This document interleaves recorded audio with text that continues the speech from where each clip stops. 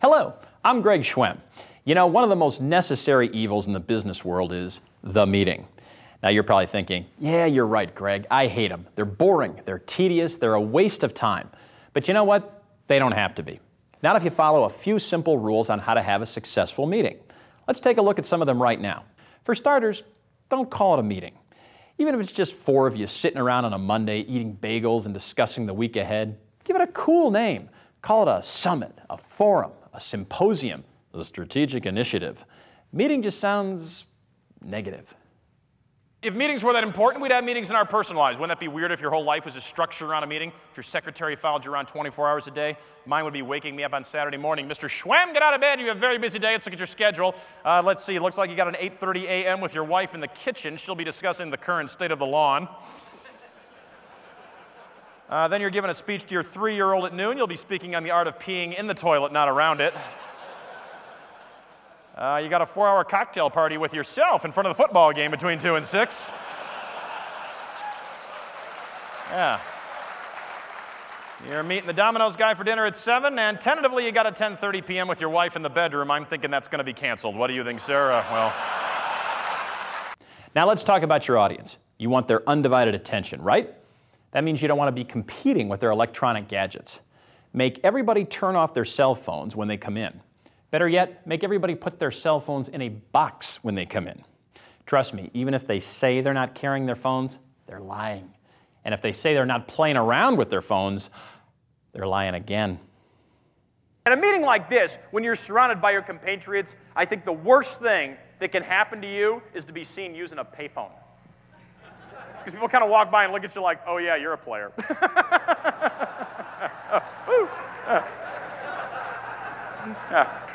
Yeah. Hey, whip out your typewriter. Let's do a little business here, huh? We can't just talk on the phone anymore. Now we got to do stuff on the phone. Now, I was in a coffee store one day, and I see this kid, and he's typing into the phone.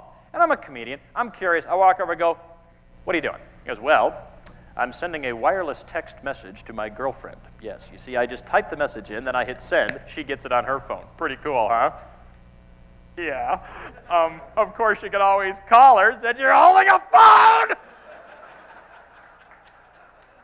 Use the phone! Now that's like driving to New York and pulling your jet behind the car, you know?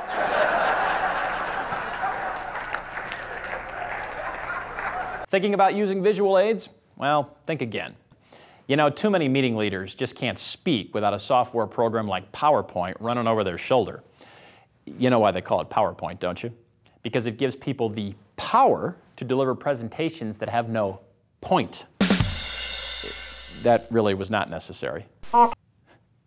Seriously, PowerPoint can't drive home a presentation quite like you can.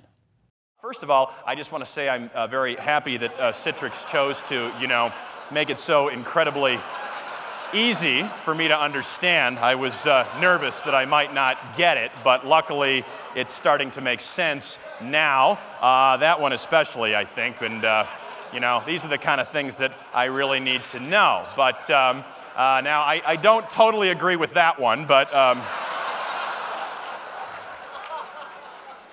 Okay, now you've got their attention. Don't blow it. Use simple terms that everybody can understand. Never assume your audience can decipher your corporate catchphrases. Oh, and above all, use complete words. Now I know that Phipps Token is specifically defined by Citrix as a token that is in compliance with Phipps. So basically, all I know about this group is that you stopped using complete words years ago. Is that right? Yeah. What is a typical day for the folks at USS? I'll put it in your language. I figure what? You probably get up in the AM after a night of R&R, take off your PJs, drink some OJ, get to work ASAP, right? All day long, you sit at your PCs dreaming of BS and trying to figure out how you can improve your shrinking DPMs, right? And maybe in 20 years you'll make VP. You go home in the PM, what do? Well, you stop at an ATM, you punch in your PIN, you grab a C-note. You go home, your kids say, what's for dinner? You say, if I hear one more FAQ, your kids are going to be SOL.